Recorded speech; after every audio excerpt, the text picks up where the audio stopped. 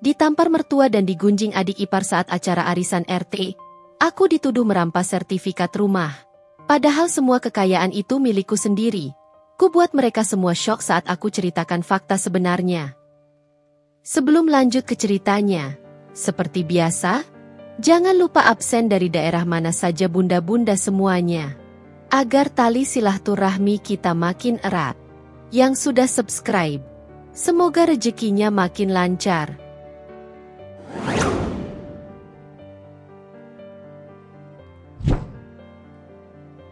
Senja merambat pelan di ufuk barat, memulas langit batang dengan semburat jingga dan ungu.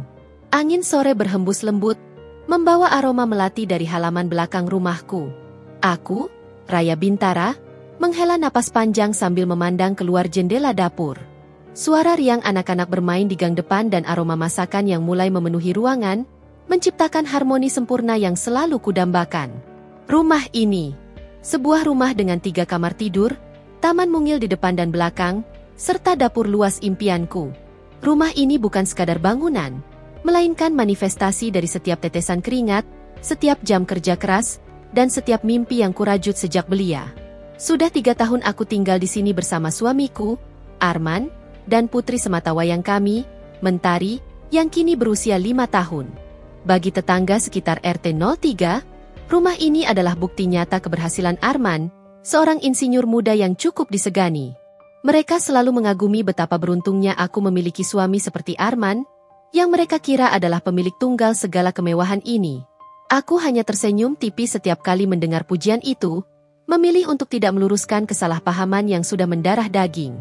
Sejak awal pernikahan kami, aku dan Arman sudah sepakat untuk menjaga privasi mengenai finansialku. Bukan karena aku ingin menyembunyikan sesuatu, tetapi lebih pada keinginan untuk menjaga keharmonisan keluarga besar kami, terutama dengan ibu mertua dan adik iparku.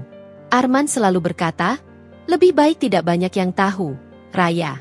Mereka punya cara pandang sendiri tentang uang.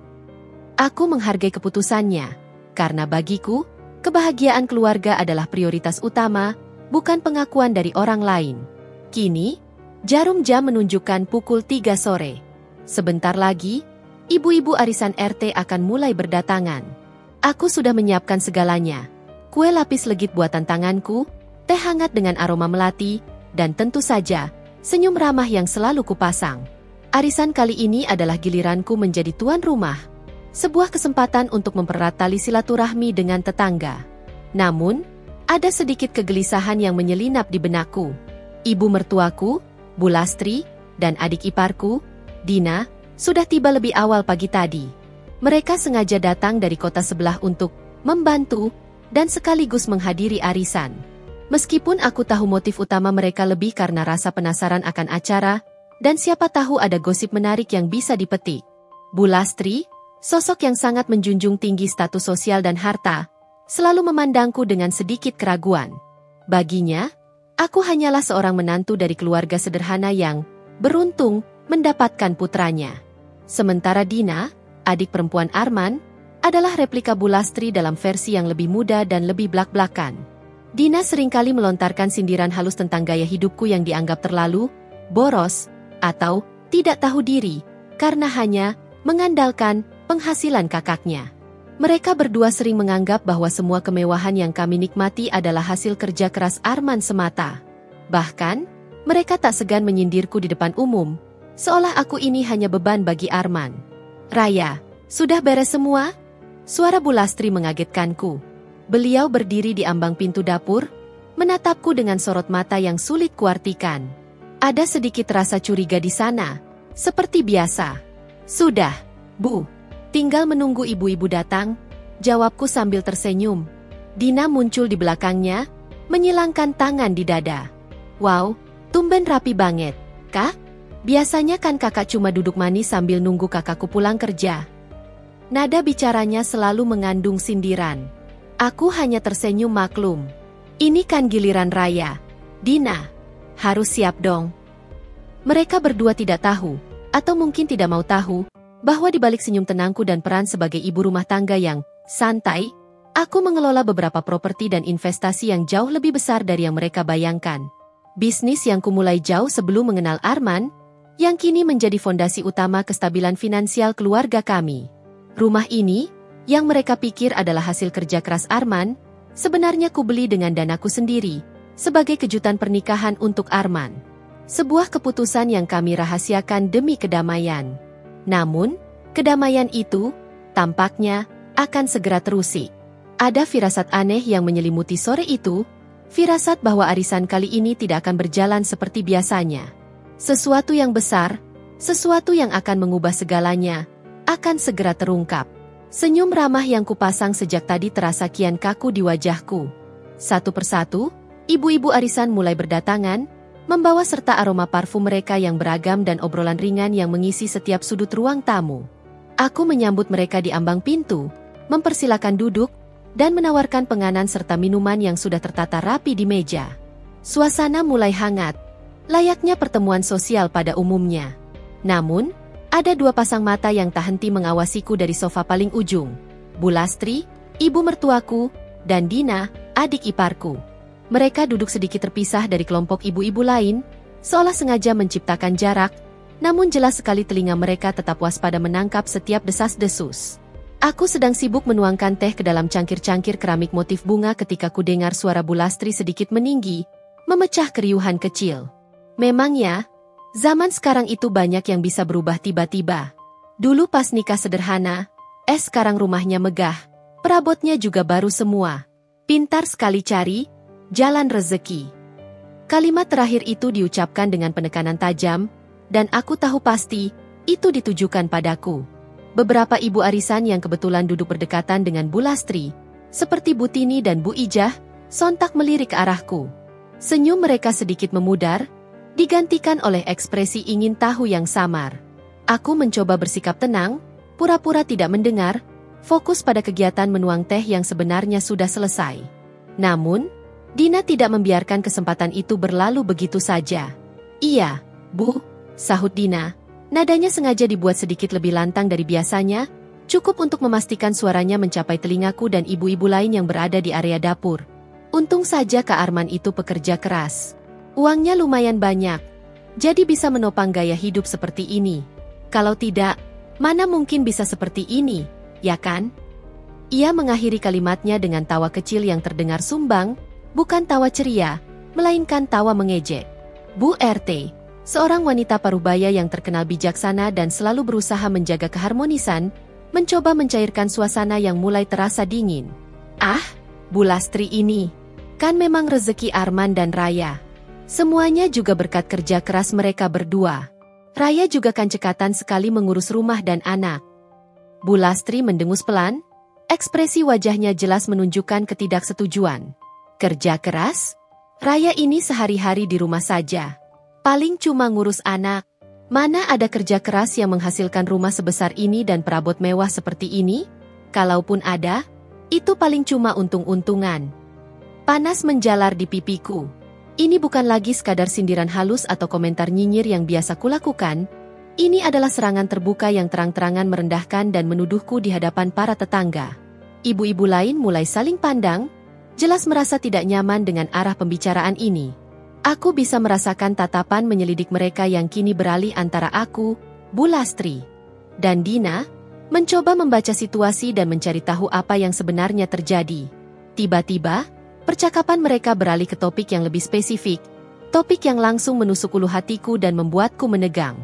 Ngomong-ngomong, Bu Lastri, salah satu ibu arisan, Bu Mirna, memulai percakapan, suaranya polos dan tanpa niat jahat, seolah tak sadar sedang menyulut api.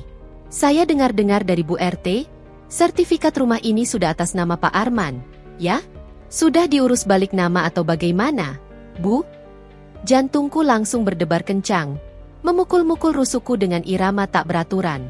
Ini adalah titik yang selalu kukhawatirkan. Aku tahu Bu Mirna hanya ingin berbasa-basi atau mungkin memang mendengar desas-desus yang simpang siur. Namun, pertanyaannya, di telinga Bu Lastri dan Dina, adalah amunisi yang sempurna. Mata Bu Lastri langsung berbinar licik, seolah baru saja menemukan kartu as yang disembunyikan. Ia melirikku sekilas, sudut bibirnya terangkat membentuk senyum penuh kemenangan yang dingin. Oh, itu? Nah, ini dia masalahnya, Bu Mirna. Sampai sekarang, Sertifikat rumah ini masih belum di tangan Arman. Kalimat terakhir diucapkan dengan penekanan, dan sorot matanya tajam menusukku. Ada jeda singkat yang terasa begitu panjang dan mencekam. Semua mata kini beralih dan tertuju padaku, seolah aku adalah pusat dari sebuah misteri besar. Aku merasa seperti terdalam sorotan lampu panggung, telanjang di hadapan penilaian orang banyak. Dina tidak menyia-nyiakan kesempatan itu. Nadanya penuh tuduhan, seolah ia adalah penuntut di pengadilan. Padahal, kalau dipikir-pikir, Kak Arman itu sudah banyak berkorban untuk rumah ini. Uang gajinya habis untuk cicilan, renovasi ini itu, perawatan. Masa ia sertifikatnya masih belum balik nama? Aneh kan, Bu? Bu Lastri mengangguk-angguk setuju, mengipasi api kecurigaan. Iya, Bu. Kasihan anak saya. Harusnya kan sudah jadi haknya. Ini malah, entah kemana itu sertifikatnya. Jangan-jangan ada yang sengaja menahannya, ya kan? Tuduhan itu kini menggantung di udara, berat dan menyesakan. Mereka tidak menyebut namaku secara langsung, tapi semua orang di ruangan itu tahu persis siapa yang mereka maksud. Aku merasakan tatapan menyelidik dari ibu-ibu arisan, seolah mereka kini melihatku bukan sebagai Raya, tetangga mereka yang ramah, melainkan sebagai penipu atau pengambil hak orang lain yang bersembunyi di balik senyum. Tanganku mengepal kuat di balik celemek yang kukenakan. Air mataku sudah menggenang di pelupuk mata. Tapi aku bersumpah tidak akan membiarkan mereka melihatku rapuh. Tidak di depan para tetangga ini. Inilah awal dari badai yang akan datang. Bara api telah tersulut, dan aku tahu, aku tidak bisa lagi berdiam diri. Konflik yang selama ini terpendam di antara aku, Bu Lastri, dan Dina, kini telah muncul ke permukaan, siap meledak kapan saja. Udara di ruang tamu mendadak terasa membeku. Kehangatan percakapan sebelumnya menguap ditelan keheningan yang canggung. Setelah tuduhan Bu Lastri yang menggantung di udara, disokong oleh sahutan provokatif Dina, semua mata ibu-ibu arisan kini tertuju padaku. Ada campuran rasa ingin tahu yang kentara, sedikit simpati dari beberapa, dan sebagian besar, kilatan gosip yang mulai berkelebat di benak mereka. Aku bisa merasakan setiap pasang mata mengorek, seolah mencari konfirmasi atas narasi merugikan yang baru saja dilontarkan Bu Lastri. Jangan-jangan, sertifikatnya digadaikan buat modal usaha lain. Ya, Raya? Celetuk Butini, seorang tetangga yang terkenal blak-blakan namun biasanya tidak sejahat ini. Pertanyaan itu, meskipun bernada polos, seolah menyiram bensin ke bara api yang sudah ada, membuat Bu Lastri dan Dina semakin bersemangat. Sebelum aku sempat membuka mulut untuk membela diri, Bu Lastri sudah lebih dulu menyambar. Suaranya mengandung nada mencurigai yang jelas. Bisa jadi, Butini, Raya ini kan memang punya banyak ide untuk mencari uang. Tapi jangan sampai ide itu merugikan orang lain. Apalagi suami sendiri. Anak saya sudah bersusah payah mencari nafkah. Masa ia hartanya jadi melayang begitu saja? Nada suaranya syarat dengan tuduhan tersembunyi. Seolah aku adalah penjahat yang sedang diinterogasi di depan umum. Dina, dengan senyum licik dan tatapan mengejek, menambahkan, atau mungkin disembunyikan? Biar semua harta jadi miliknya sendiri. Kan sudah sering kejadian seperti itu di mana-mana. Istri menguasai harta suami. Apalagi kalau suaminya nurut-nurut saja. Kata-kata Dina terasa seperti pukulan telak yang merendahkan Arman sekaligus menuduhku licik. Seketika, nafasku tercekat di tenggorokan. Kata-kata mereka menusuk langsung ke ulu hati. Mereka bukan hanya menuduhku menggelapkan sertifikat, mereka juga secara terang-terangan menyiratkan bahwa aku serakah, egois, seorang istri yang tidak tahu berterima kasih, bahkan mungkin manipulator. Harga diriku diinjak-injak dengan keji di depan para tetangga yang selama ini ku kenal baik, yang selama ini menghargaiku sebagai istri Arman. Aku mengepalkan tangan kuat-kuat di balik punggung, mencoba menahan gejolak amarah yang mendidih dalam diriku. Mataku tanpa sadar menatap lurus ke arah Bu Lastri dan Dina. Mereka berdua membalas tatapanku dengan sorot mata menantang, seolah menikmati setiap detik penderitaanku, puas karena berhasil membuatku terpojok. Maaf, Bu Lastri, Dina, ucapku, berusaha keras agar suaraku tidak bergetar dan terdengar tenang. Namun, rasa sakit dan amarah yang bergejolak membuat intonasiku terdengar lebih tajam dari yang kuinginkan. Saya rasa ini bukan tempat yang tepat untuk membicarakan hal-hal pribadi keluarga seperti ini di depan umum. Kenapa tidak? Bu Lastri langsung memotong ucapanku dengan bentakan. Suaranya naik 1 oktav, menarik perhatian semua orang.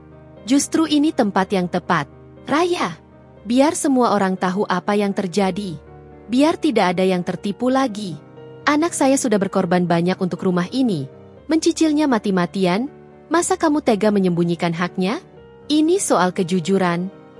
Bu Lastri kini berdiri, menunjuk-nunjukku dengan jari telunjuknya, membuat drama ini semakin menjadi tontonan.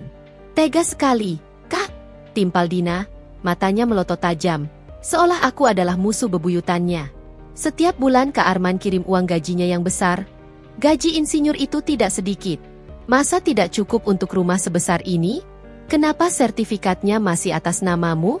Ada apa ini sebenarnya? Jangan-jangan memang ada yang disembunyikan.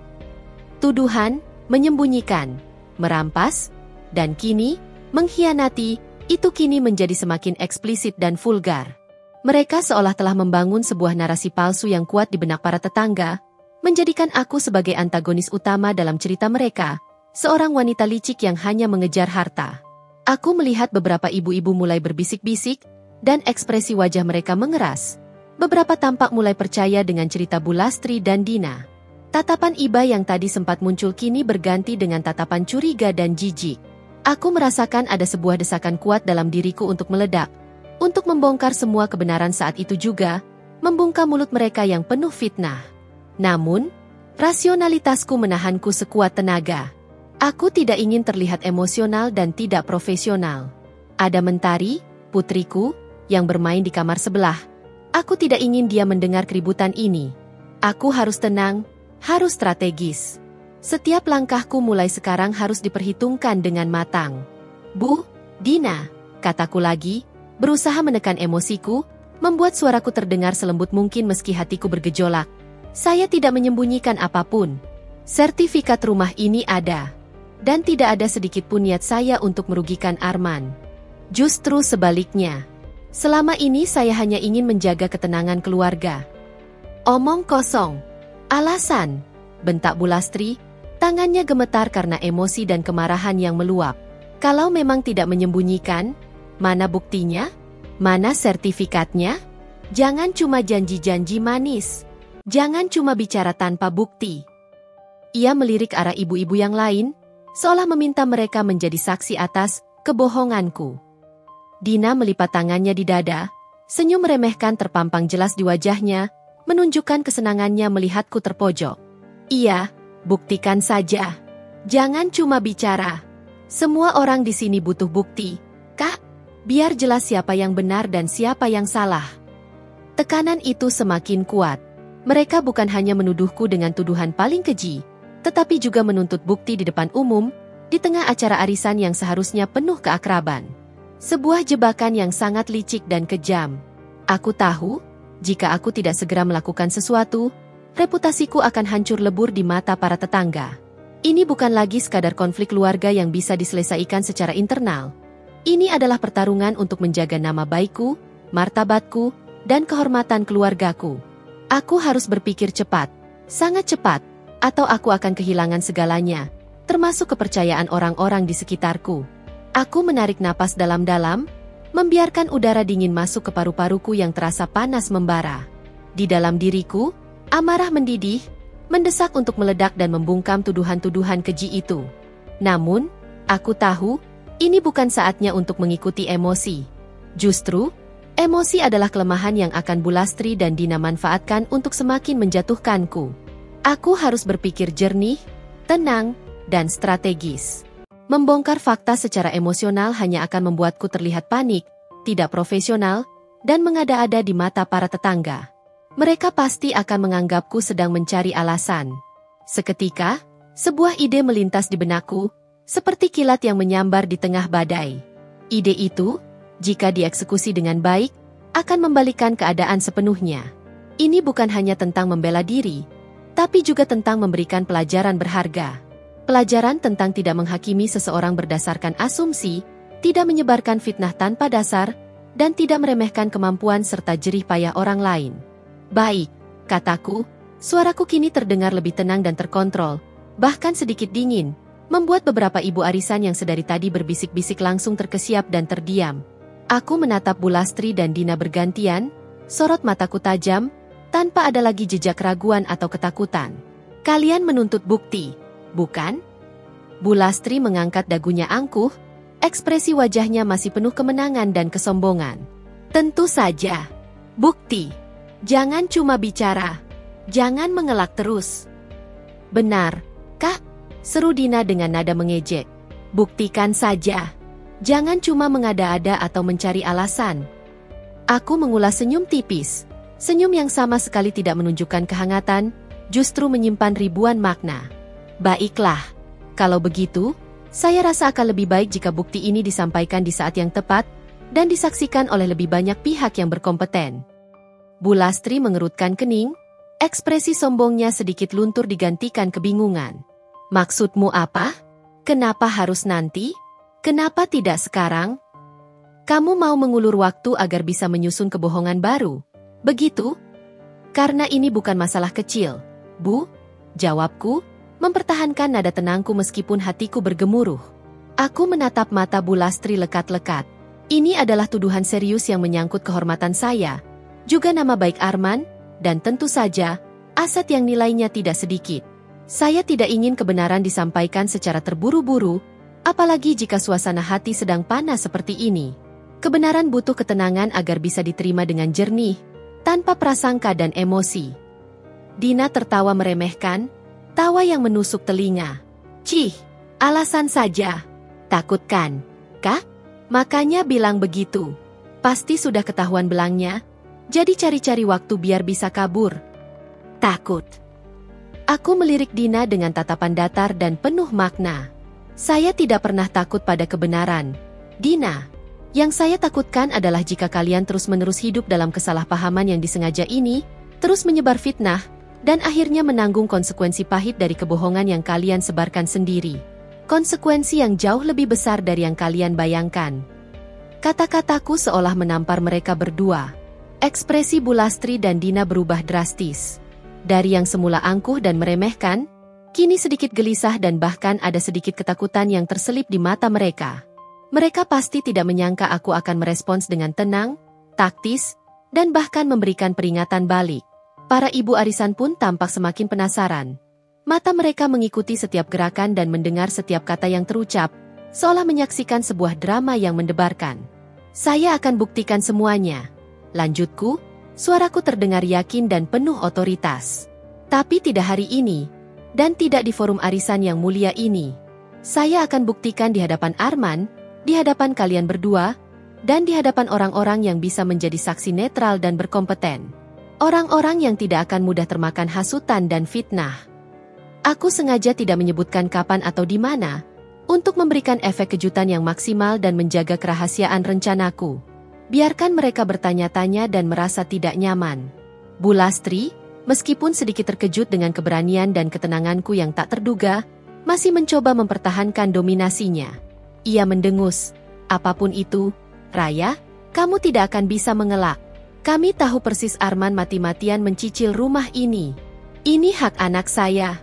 Kamu sudah mengambil haknya. Benar, timpal Dina, nadanya masih mengandung ancaman. Kami akan terus menuntut kebenaran. Kak, sampai sertifikat itu kembali ke tangan Kak Arman. Sampai haknya dikembalikan. Aku mengabaikan gertakan dan ancaman mereka, menatap lurus ke mata Bulastri dan Dina. Silakan saja.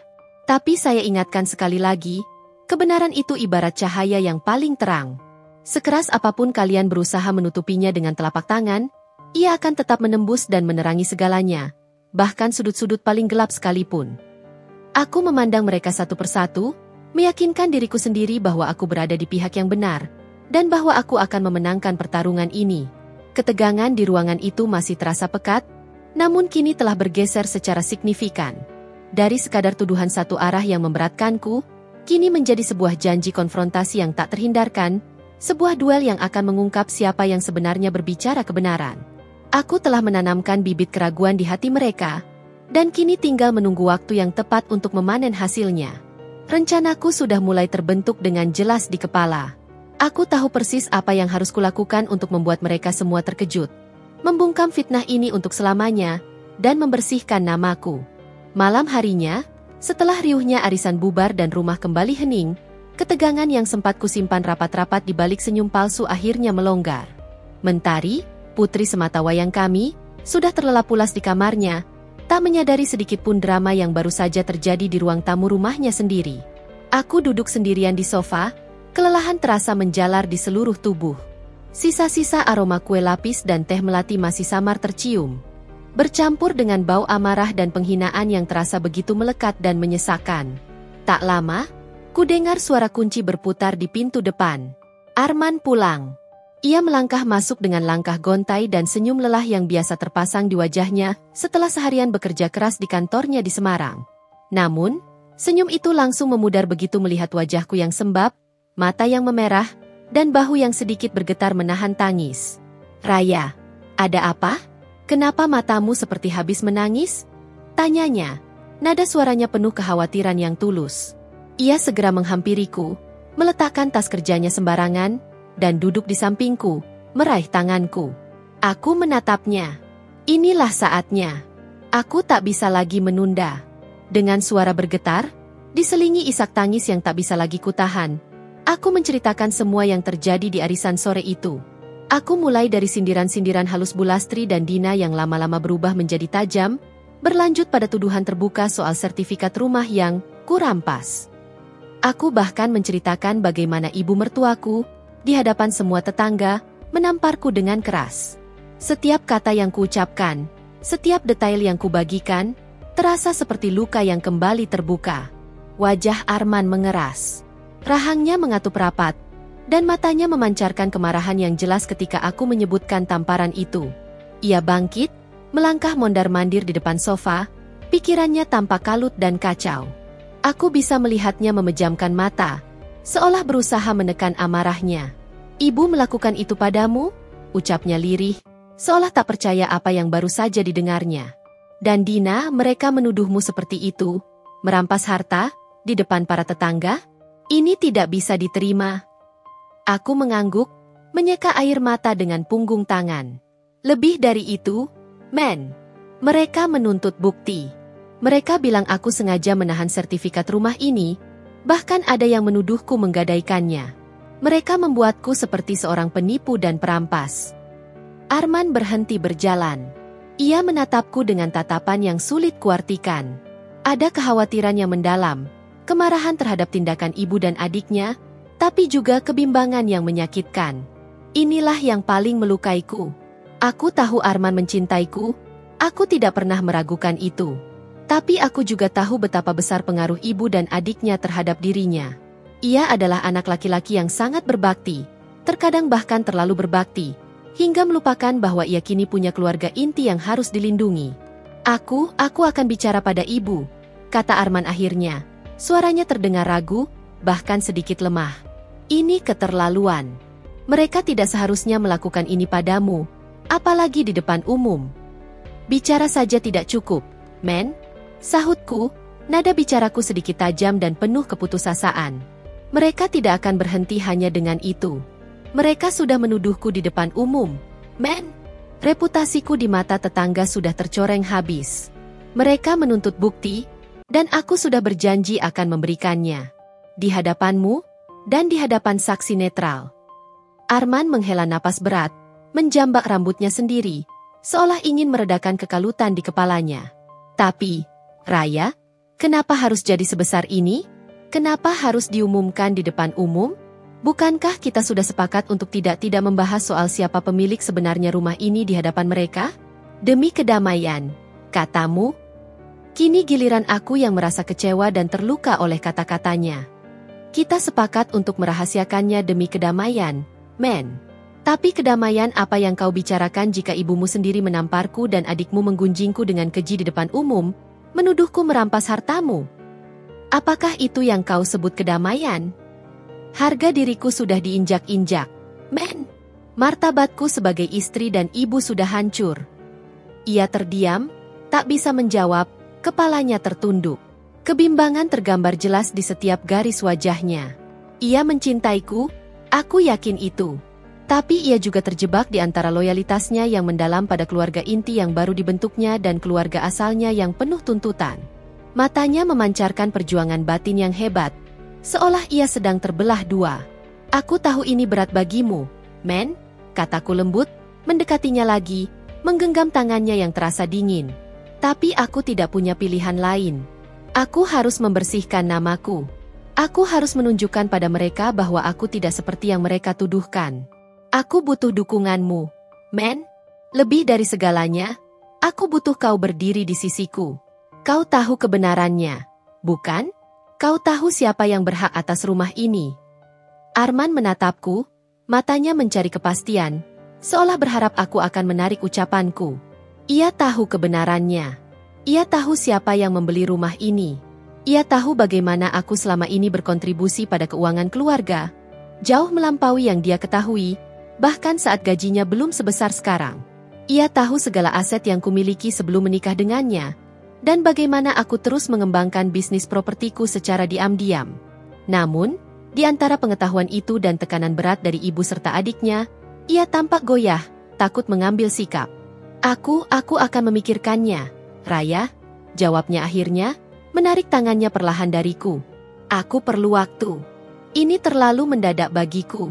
Aku tidak tahu harus bagaimana. Jawaban itu membuat hatiku mencelos, seolah dihantam benda tumpul. Aku perlu waktu, adalah jawaban yang paling kubenci. Sebuah ungkapan klasik yang mencerminkan keraguan, ketidaktegasan, dan ketidakmampuan untuk membela pasangan hidupnya sendiri. Malam itu, di rumah yang seharusnya menjadi benteng perlindunganku, tempat aku merasa aman dan dicintai, aku merasa sendiri dan terhianati.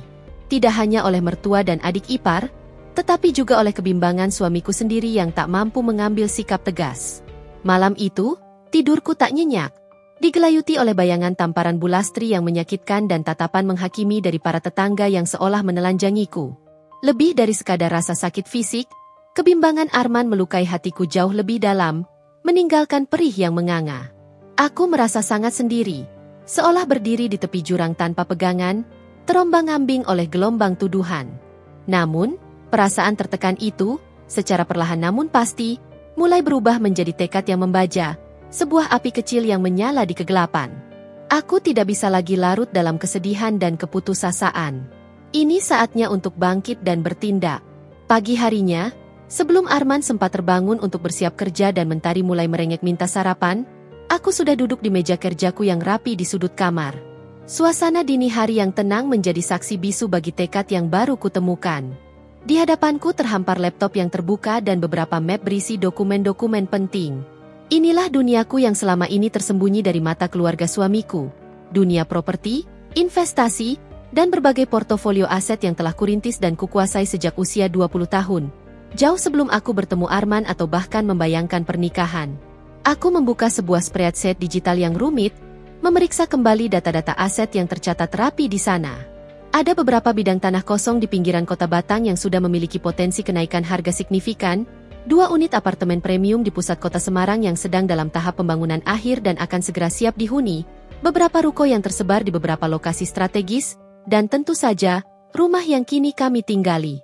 Semua aset itu jelas tertera atas namaku, Raya Bintara, lengkap dengan riwayat pembayaran yang terperinci, bukti transfer, kwitansi-kwitansi pembelian, dan sertifikat-sertifikat kepemilikan yang tak terbantahkan.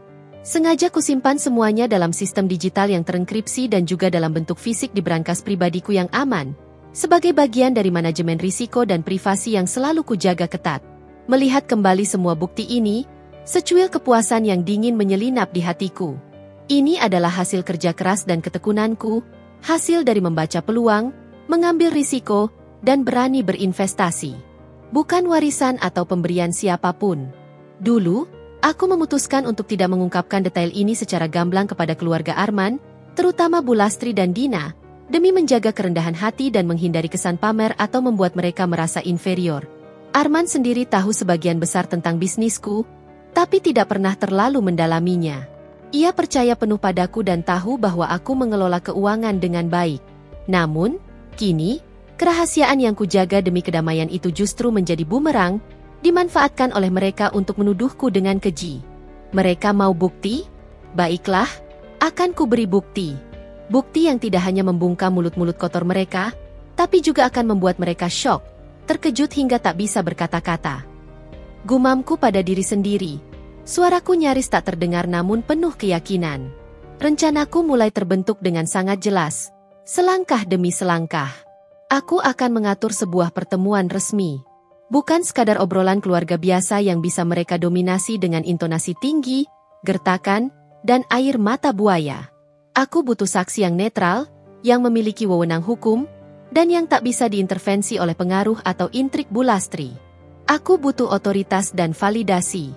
Pilihan pertama jatuh pada Bapak Suryo, notaris yang selama ini menangani semua urusan propertiku. Beliau adalah seorang notaris senior yang sangat profesional, memegang teguh prinsip kerahasiaan klien, dan yang terpenting, beliaulah yang mengetahui detail lengkap semua asetku, termasuk bagaimana rumah ini dibeli dan bagaimana proses kepemilikannya. Aku segera mengetik pesan singkat kepadanya, memohon kesediaannya untuk hadir dalam sebuah pertemuan keluarga yang sangat penting dan mendesak, tanpa menyebutkan detail sensitif terlebih dahulu. Kontak kedua adalah Bapak Budi, Ketua RT kami. Beliau adalah sosok yang bijaksana dan netral, yang semalam mencoba menengahi situasi di arisan. Kehadirannya akan menambah bobot pertemuan itu di mata tetangga dan memastikan suasana tetap kondusif, tidak berubah menjadi ajang keributan. Aku akan secara lisan mengundangnya dan menjelaskan bahwa ini adalah masalah serius yang perlu disaksikan oleh perwakilan lingkungan. Kemudian, aku memikirkan format pertemuan itu. Harus formal, hampir seperti persidangan kecil, tapi dalam lingkup keluarga. Tidak boleh ada interupsi dan drama tak penting. Setiap orang harus diberi kesempatan bicara, tapi aku akan memastikan kebenaran, dengan bukti konkret, menjadi fokus utama. Aku juga harus memastikan Arman hadir. Kehadirannya sangat krusial, bukan hanya sebagai suamiku yang akan melihat kebenaran langsung, tetapi juga sebagai orang yang dituduh menjadi korban oleh ibu dan adiknya. Aku akan menjelaskan padanya bahwa ini bukan hanya tentang membersihkan namaku, tapi juga tentang menyingkirkan bibit masalah yang terus-menerus muncul dari Bulastri dan Dina yang selama ini terus-menerus mengganggu keluarga kecil kami. Aku merasakan ada beban berat yang terangkat dari pundakku. Rasa sakit dan pengkhianatan yang kurasakan masih ada. Tapi kini ada pula harapan dan kekuatan baru yang membara dalam diriku. Aku tidak akan membiarkan siapapun, bahkan keluarga suamiku sendiri, menginjak-injak harga diriku lagi. Mereka ingin melihat Raya yang lemah, yang menangis terseduh-seduh dan terpojok.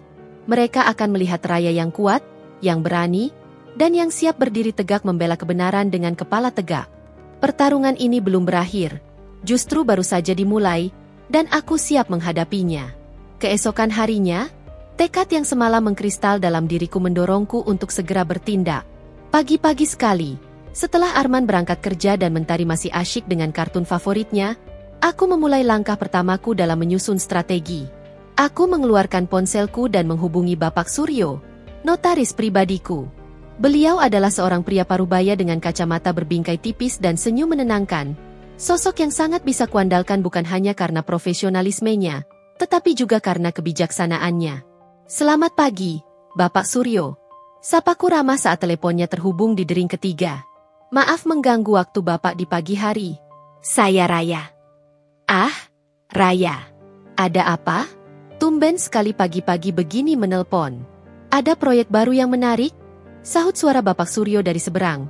Sedikit terkejut namun tetap ramah dan akrab, mengingat kami sering berkomunikasi terkait urusan bisnis properti. Aku menarik napas dalam, merangkai kata-kata agar terdengar profesional namun tetap jujur. Bukan, Pak. Kali ini ada masalah keluarga yang cukup genting, dan saya sangat membutuhkan bantuan serta keahlian Bapak sebagai saksi dan penengah. Ini menyangkut tuduhan serius mengenai aset dan kehormatan saya di depan umum. Aku kemudian menjelaskan secara garis besar apa yang terjadi di acara arisan sore kemarin, tanpa memberikan semua detail emosional yang menyakitkan. Aku fokus pada inti masalah, tuduhan perampasan sertifikat rumah dan upaya Bulastri serta Dina untuk mempermalukanku. Mereka menuntut bukti, Pak. Dan saya berniat untuk menunjukkan bukti itu secara transparan, di hadapan keluarga dan saksi netral yang terpercaya. Bapak Suryo mendengarkan dengan saksama. Sesekali terdengar gumaman kecil dari seberang telepon. Aku bisa membayangkan kerutan di dahinya saat mendengar ceritaku yang tak terduga ini. Saya mengerti, Raya. Ini memang bukan hal sepele. Kehormatan seseorang dipertaruhkan, dan fitnah bisa merusak banyak hal. Kapan Anda berencana mengadakan pertemuan ini? Secepatnya, Pak. Mungkin dalam 2 atau 3 hari ke depan, tergantung ketersediaan Bapak dan Arman. Saya ingin pertemuan ini dilaksanakan saat Arman juga bisa hadir. Bisakah Bapak menyediakan waktu? Tentu, Raya.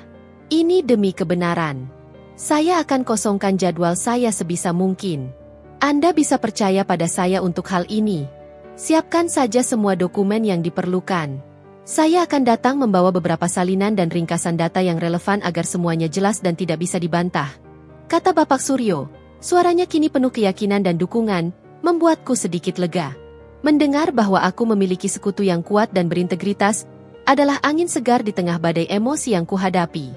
Setelah panggilan dengan Bapak Suryo selesai, aku memutuskan untuk menemui Bapak Budi, Ketua RT kami, secara langsung. Tidak pantas hanya menelepon untuk masalah sebesar ini yang terjadi di wilayahnya. Aku berdandan rapi, memilih pakaian yang sopan namun tetap memancarkan ketenangan, berusaha menutupi jejak sembab di mataku. Lalu, aku berjalan kaki ke rumahnya yang hanya berjarak beberapa blok dari rumahku. Selamat pagi, Bapak Budi. Sapaku sopan saat beliau membukakan pintu rumahnya. Beliau sedang menyiram tanaman di halaman depan. Raya. Ada apa pagi-pagi kemari? Tumben sekali. Wajah Bapak Budi menunjukkan sedikit kekhawatiran yang samar. Beliau pasti sudah mendengar desas-desus atau bahkan laporan langsung dari istri-istri tetangga yang hadir di arisan kemarin. Aku menatapnya lurus, tidak berbasa-basi. Saya kemari untuk meminta bantuan Bapak, Pak, mengenai kejadian kemarin di arisan. Bapak Budi menghela napas, seolah beban berat menghimpit pundaknya. Sudah kuduga. Saya minta maaf Raya, saya sudah berusaha menengahi, tapi Ibu Lastri dan Dina memang agak sulit diajak bicara baik-baik. Saya tahu, Pak. Justru itu, saya ingin menyelesaikan ini sekali jalan, secara transparan dan adil, agar tidak berlarut-larut. Saya ingin mengadakan pertemuan keluarga, dan saya sangat berharap Bapak bersedia hadir sebagai saksi netral, sebagai perwakilan lingkungan. Agar semua jelas, tidak ada lagi fitnah yang beredar di lingkungan kita, dan tidak ada kesalahpahaman lagi. Bapak Budi menatapku. Matanya membaca keseriusan dan tekad yang terpancar jelas dalam diriku. Tentu, Raya. Saya akan hadir. Saya prihatin sekali dengan apa yang terjadi padamu kemarin. Saya akan berusaha memastikan semua berjalan lancar dan adil. Kapan rencananya? Aku menjelaskan bahwa aku akan mengabari tanggal pastinya setelah berkoordinasi dengan Arman dan Bapak Suryo. Bapak Budi mengangguk, meyakinkanku akan dukungannya yang tulus. Dengan dukungan solid dari Bapak Suryo, seorang ahli hukum yang berintegritas, dan Bapak Budi, seorang tokoh masyarakat yang dihormati, kini aku merasa lebih siap menghadapi konfrontasi. Tinggal satu bagian paling krusial, Arman. Aku tahu dia masih ragu, terpecah di antara aku dan ibunya. Aku harus berbicara dengannya lagi malam ini, menjelaskan pentingnya dia hadir dan berdiri tegak di sampingku. Ini bukan hanya pertarunganku untuk membersihkan nama. Ini adalah pertarungan untuk integritas keluarga kecil kami, untuk masa depan Mentari. Aku akan memastikan ia memahami bahwa ini adalah kesempatannya untuk menghentikan siklus campur tangan dan fitnah dari keluarganya sendiri yang selama ini terus-menerus mengganggu kedamaian kami. Ini adalah perang dingin yang akan segera memuncak, dan aku sudah memiliki sekutu yang kubutuhkan untuk memenangkannya. Malam itu, setelah Mentari, putri kami, terlelap pulas dalam mimpinya, aku dan Arman duduk berhadapan di ruang keluarga. Suasana di antara kami terasa dingin dan tegang, lebih mencekam dari biasanya. Meja kopi yang biasanya menjadi tempat kami berbagi cerita kini terasa seperti meja perundingan. Aku telah menyiapkan mental sebaik mungkin untuk berbicara dengannya, namun tetap saja ada rasa gentar yang menyelimuti. Kebimbangannya sore itu, ekspresi keraguannya untuk membela diriku di hadapan keluarganya, masih membekas dan terasa nyeri di hatiku. Men, aku memulai, suaraku pelan tapi tegas, memecah keheningan. Aku sudah menghubungi Bapak Suryo, notaris kita, dan Bapak Budi, Ketua RT. Mereka berdua sudah menyatakan kesediaannya untuk hadir sebagai saksi dan penengah di pertemuan yang kumaksud. Arman mengangkat kepalanya dari tatapan kosong ke lantai, sorot matanya menunjukkan kelelahan yang mendalam, seolah beban dunia ada di pundaknya. Secepat itu, Raya? Aku pikir kau akan memberiku waktu lebih untuk berpikir. Aku butuh waktu untuk menenangkan diri. Waktu untuk apa, men? Tanyaku, kali ini dengan nada yang sedikit meninggi, diselimuti frustrasi. Untuk membiarkan fitnah itu terus menyebar dan menggerogoti namaku di seluruh lingkungan kita? Untuk membiarkan namaku hancur di mata tetangga yang selama ini menghargaiku? Atau untuk membiarkan ibumu terus menuduhku yang tidak-tidak dan memperlakukanku seperti seorang penjahat? Aku berusaha keras menahan nada emosional, tapi rasanya sangat sulit. Aku ditampar, men. Ditampar di depan umum. Oleh ibumu sendiri. Apa itu bukan hal yang cukup serius bagimu? Apa itu bukan pelecehan yang harus kau bela? Arman menunduk, menghela napas berat, tangannya mengepal di atas pangkuan. Aku tahu, Raya. Aku tahu. Aku sangat marah pada ibu dan Dina. Sungguh. Aku sudah bicara pada mereka di telepon tadi, menegur mereka keras sekali. Tapi mereka malah balik marah dan bilang aku sudah dicuci otak olehmu. Mereka bilang aku sudah lupa diri karena termakan hasutanmu. Lihat kan, men? Sahutku, kini dengan suara yang dipenuhi keputusasaan. Mereka tidak akan berhenti. Mereka tidak akan pernah puas. Mereka akan terus merongrong kita, terus mencampuri urusan kita, jika tidak ada ketegasan dan batasan yang jelas. Aku butuh kau di sisiku saat pertemuan itu. Bukan sebagai penonton yang hanya diam dan menonton, tapi sebagai suamiku, yang tahu kebenarannya, dan yang akan membelaku dengan berani. Aku butuh kau percaya padaku. Aku memajukan tubuhku, mendekat ke arahnya, menatap matanya dalam-dalam, mencoba menembus dinding keraguannya. Men, kau tahu persis rumah ini milik siapa? Kau tahu bagaimana aku membelinya. Jauh sebelum kita menikah, dengan uang hasil kerja kerasku. Kau tahu aku tidak pernah mengambil sepeser pun uangmu untuk membeli rumah ini atau untuk apapun yang kumiliki. Justru sebaliknya, aku selalu menopang keuangan kita di belakang layar, agar kau bisa fokus pada karirmu, agar kau tidak perlu terlalu memikirkan hal-hal kecil. Aku melakukan itu demi kita. Men? Arman menatapku, matanya berkaca-kaca, dipenuhi konflik batin. Ia mengangguk pelan, bahunya merosot. Aku tahu, Raya. Aku tahu. Aku tidak tahu bagaimana menghadapi ibu. Aku tidak mau menyakiti perasaannya. Dia ibuku, Raya. Lalu bagaimana dengan perasaanku, men?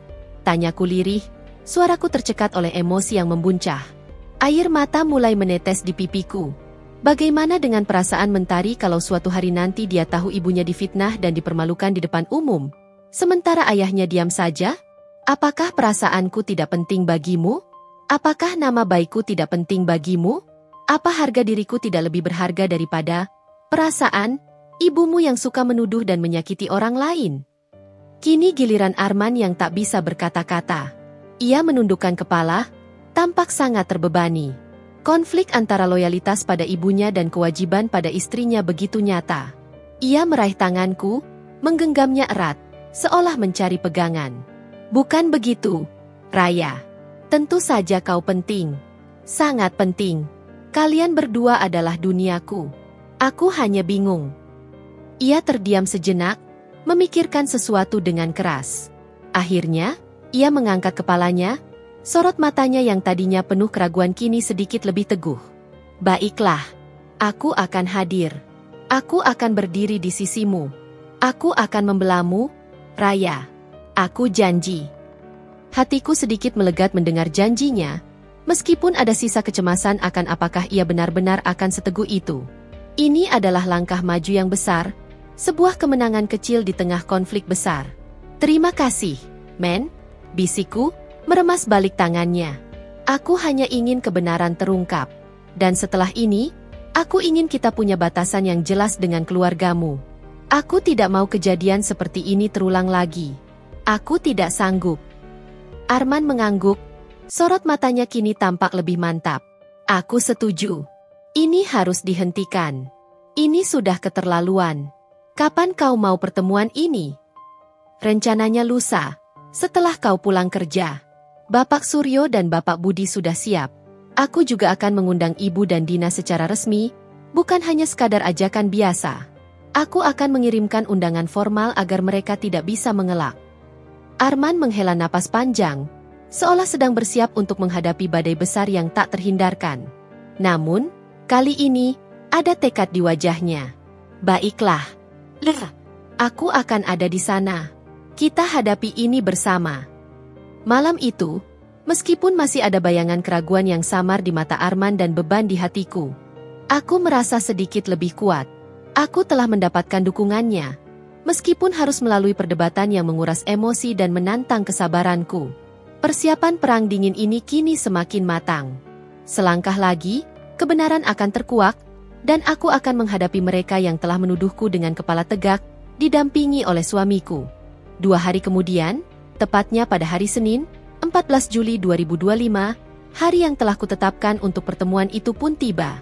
Aku bangun dengan perasaan campur aduk antara gugup yang mencengkeram perut dan tekad membara yang membakar semangatku. Pagi itu, tugasku adalah mengirimkan undangan resmi kepada Bu Lastri dan Dina. Aku tidak ingin sekadar menelepon atau mengirim pesan singkat yang mudah mereka abaikan. Aku ingin mereka tahu bahwa ini adalah hal yang sangat serius, formal, dan tidak bisa mereka remehkan atau anggap enteng.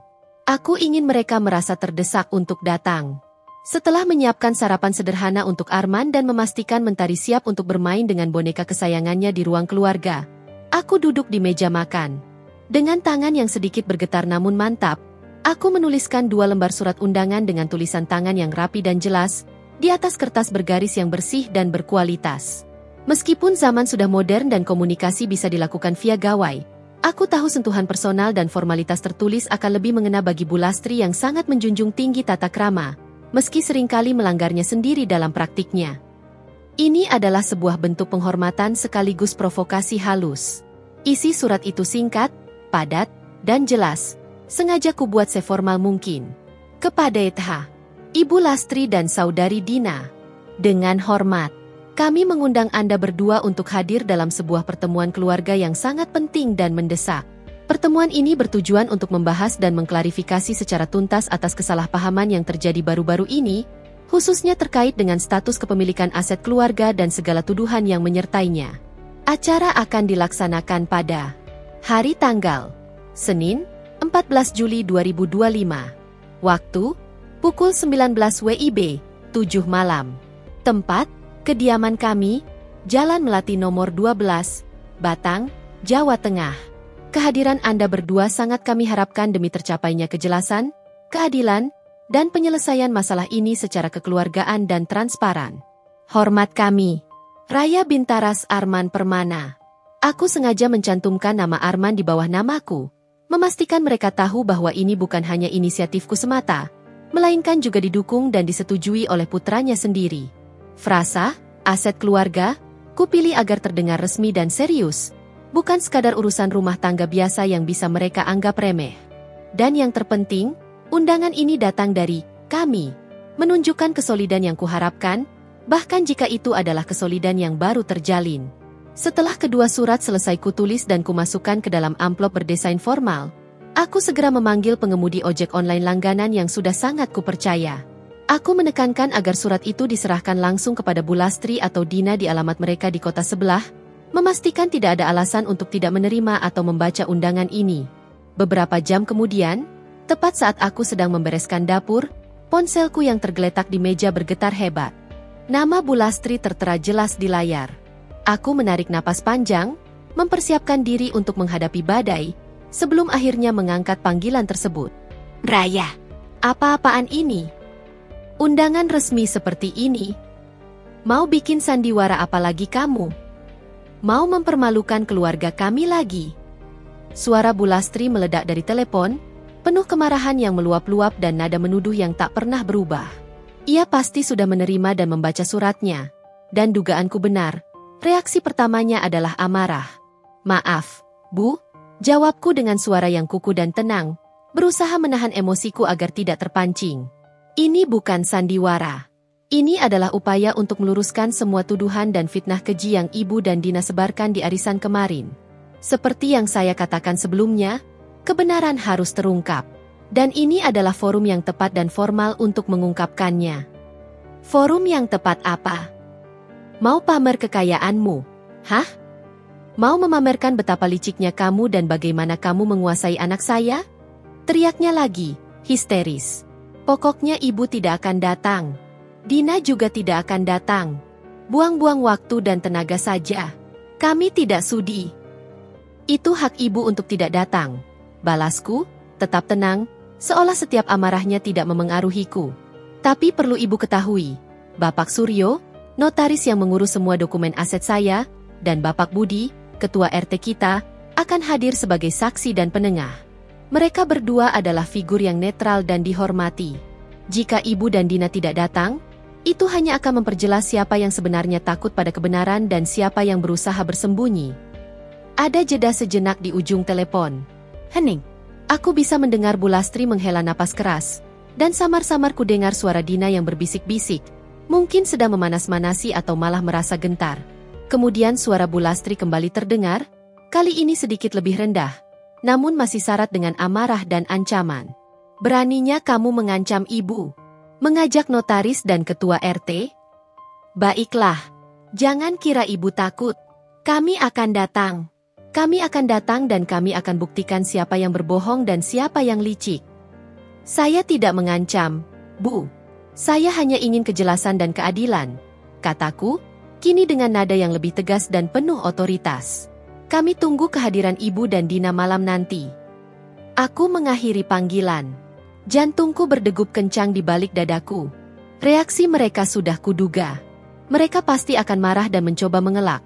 Tapi pada akhirnya, ego, rasa penasaran yang besar, dan ketakutan akan terlihat sebagai pengecut atau pihak yang bersalah akan mendorong mereka untuk datang. Mereka tidak ingin kalah dalam pertarungan ini, apalagi di hadapan saksi netral. Aku melihat ke arah jam dinding. Sebentar lagi Arman akan pulang kerja dari Semarang. Perang dingin ini akan segera mencapai puncaknya malam nanti. Aku telah melancarkan langkah pertamaku dengan efektif, dan kini, aku hanya bisa menunggu hasil dari rencana yang sudah kususun. Semoga semua berjalan lancar, dan kebenaran akhirnya dapat membebaskanku dari belenggu fitnah yang menyesakkan ini. Aku siap.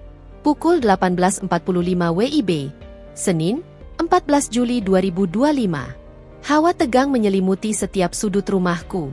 Ruang keluarga telah kuatur ulang, tidak lagi berfungsi sebagai tempat bersantai, melainkan menyerupai ruang rapat mini. Kursi-kursi ditata melingkar, menghadap meja kopi yang dibersihkan dari pernak-pernik dan kini hanya menyisakan beberapa gelas air minum yang sudah tersedia. Di atas meja, sebuah map besar berwarna coklat, berisi dokumen-dokumen krusial, tergeletak mencolok di tengah, seolah menjadi pusat gravitasi dari ketegangan yang mendominasi malam ini. Setiap detiknya terasa seperti jarum jam yang berdetak di ruang hampa. Arman, suamiku, yang baru saja pulang kerja dan segera berganti pakaian rapi, tampak sangat gelisah. Ia mondar-mandir di antara ruang tamu dan ruang keluarga, sesekali melirik jam dinding dengan cemas. Aku bisa melihat keringat dingin membasahi pelipisnya, dan raut wajahnya pucat. Malam ini, ia akan berada di antara batu dan palu, antara istrinya dan ibu kandungnya. Meskipun ia telah berjanji mendukungku, aku tahu ini bukan hal mudah baginya. Beban loyalitas dan ketakutan akan konflik keluarga membebani dirinya. Raya, apa ini benar-benar harus begini? Haruskah kita libatkan orang luar? Bisiknya. Suaranya sedikit parau dan penuh keraguan. Ibu pasti akan sangat marah besar. Aku menatapnya, menggenggam tangannya erat, berusaha menyalurkan sedikit ketenangan dan kekuatan. Men, ini harus. Ini demi kita. Demi masa depan Mentari yang tidak boleh hidup di tengah fitnah dan konflik abadi. Kita tidak bisa terus hidup di bawah bayang-bayang fitnah dan intervensi mereka yang tak berujung. Aku sudah terlalu lama diam dan memendam semua ini. Tak lama kemudian, bel pintu berbunyi. Aku tahu itu pasti Bapak Budi, ketua RT. Aku menarik napas dalam, menguatkan diri, lalu berjalan menuju pintu. Senyumnya yang ramah, meski sedikit terlihat prihatin, sedikit menenangkan suasana hatiku. Selamat malam, Raya. Arman, sapa Bapak Budi, melangkah masuk dengan langkah mantap. Semoga malam ini semua bisa diselesaikan dengan baik dan menemukan titik terang. Setelah Bapak Budi duduk di salah satu kursi, kami bertiga menunggu. Setiap detiknya terasa begitu panjang, diiringi keheningan yang menyesakkan. Pukul 19.05 WIB, Bel kembali berbunyi. Kali ini, aku yakin itu Bu Lastri dan Dina. Jantungku berpacu lebih cepat. Arman melirikku dengan panik. Wajahnya semakin pucat pasi. Aku menghela napas, mencoba menguatkan diri sekali lagi, lalu berjalan menuju pintu. Saat kubuka, Bu Lastri berdiri di sana, mengenakan kebaya batik rapi yang biasa ia pakai untuk acara formal, namun wajahnya masam dan tegang. Kerutan di dahinya begitu kentara. Dina berdiri di sampingnya, memegang tas tangan erat-erat di depan dadanya, tatapan matanya tajam dan penuh permusuhan, seolah siap menyerang kapan saja. Mereka masuk tanpa sapaan atau senyum, langsung menyapu pandangan ke seisi ruangan, mencari keberadaan Bapak Suryo, sang notaris. Di mana notaris itu? Kamu sengaja memanggil dia, Raya? Mau sandiwara apalagi kamu? Sembur Bu Lastri, suaranya menggelegar, tanpa peduli ada Bapak Budi yang sudah duduk di sana. Selamat malam, Bu, Dina, sapaku datar, sama sekali mengabaikan pertanyaan provokatif dan amarah mereka. Silakan duduk, kita akan segera mulai. Dina mendengus keras, melirik Arman dengan tatapan mengejek. Wah, Kak Arman tumben sekali mau berpihak pada wanita ini? Sudah dicuci otak sampai tidak ingat ibu sendiri. Arman hanya terdiam, tidak membalas. Ia tahu ini bukan saatnya untuk berdebat atau terpancing emosi. Fokusnya adalah pada pertemuan ini. Tepat saat mereka berdua baru saja mendudukkan diri di kursi, bel kembali berbunyi untuk ketiga kalinya. Aku membukakan pintu dan Bapak Suryo tiba. Beliau masuk dengan tenang, membawa tas kerja kulitnya yang tampak berkelas. Kedatangannya membawa aura profesionalisme dan otoritas yang langsung mengubah dinamika ruangan. Bu Lastri dan Dina, yang tadinya penuh amarah dan kesombongan, sedikit gentar melihat notaris yang tampak berwibawa itu. Raut wajah mereka sedikit melunak, meski masih menyimpan kekesalan. Selamat malam, Bapak Suryo, Bapak Budi.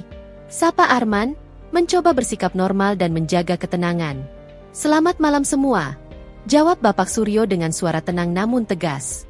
Ia menatap Bu Lastri dan Dina sekilas, seolah membaca seluruh situasi yang telah terjadi dan akan terjadi. Ia mengangguk kecil padaku, memberikan isyarat bahwa semuanya akan baik-baik saja. Baik, karena semua pihak yang berkepentingan sudah berkumpul, bisakah kita mulai? Bu Lastri, meskipun masih kesal dan jengkel, tidak berani membantah Bapak Suryo yang memancarkan aura hormat. Ia hanya menggerutu pelan di bawah napasnya, menggeser duduknya dengan gelisah. Baiklah, kataku, mengambil posisi di samping Arman. Aku merasakan genggaman tangannya yang menguat, memberikan dukungan yang sangat kubutuhkan. Terima kasih atas kehadiran Bapak Suryo, Bapak Budi, Ibu, dan Dina. Aku mengambil map besar di atas meja, yang kini terasa begitu berat di tanganku. Pertemuan ini saya adakan untuk meluruskan kesalahpahaman yang mendalam, atau lebih tepatnya, fitnah keji, yang telah beredar di lingkungan kita dan merusak nama baik saya. Aku menatap lurus ke arah Bu Lastri dan Dina, satu persatu. Sorot mataku tidak lagi menunjukkan kesedihan, melainkan tekad yang tak tergoyahkan. Saya dituduh merampas sertifikat rumah ini. Saya dituduh tidak tahu diri, licik, dan hanya mengandalkan suami. Malam ini, di hadapan Bapak Suryo sebagai notaris yang berkompeten dan Bapak Budi sebagai ketua RT yang netral, saya akan tunjukkan fakta sebenarnya.